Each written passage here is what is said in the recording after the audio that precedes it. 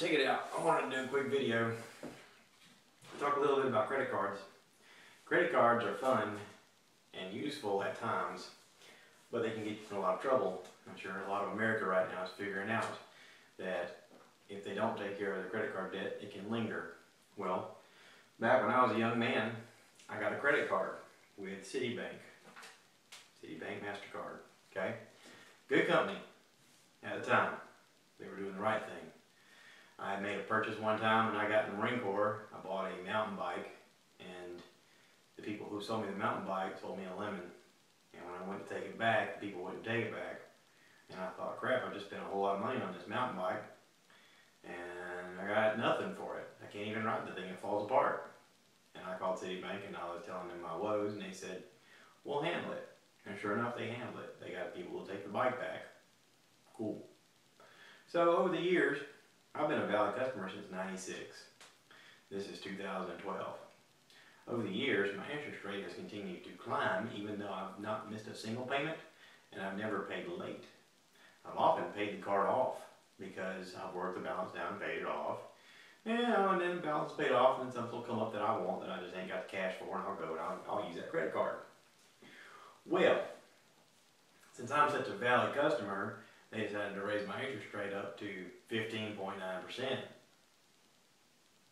Well, I'm getting new credit card offers for 7.9 and 8.9, and I was like, well, I've been a valid customer with these people for this long. Why are they doing this?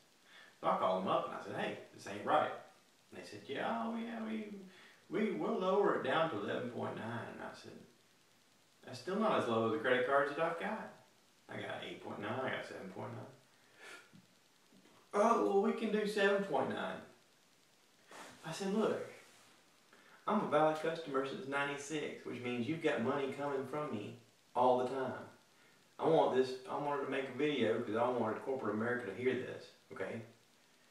If you've got somebody who's paying you money on a regular basis, why are you crapping on them? Seriously. I can understand you got Joe Schmo who won't make his payments and won't do this, won't do that. Since '96, I've been a customer. 16 years. I'm cutting up the credit card. I've called them and I've canceled my account. I came out of there and I told my wife, I said, I've officially broken up with Citibank. I'm done. You know, I watched on TV with them with their woes about how they had some corporate people misspend money and, you know, needed the government bailout. You know what? That ain't my damn problem. I paid my bills.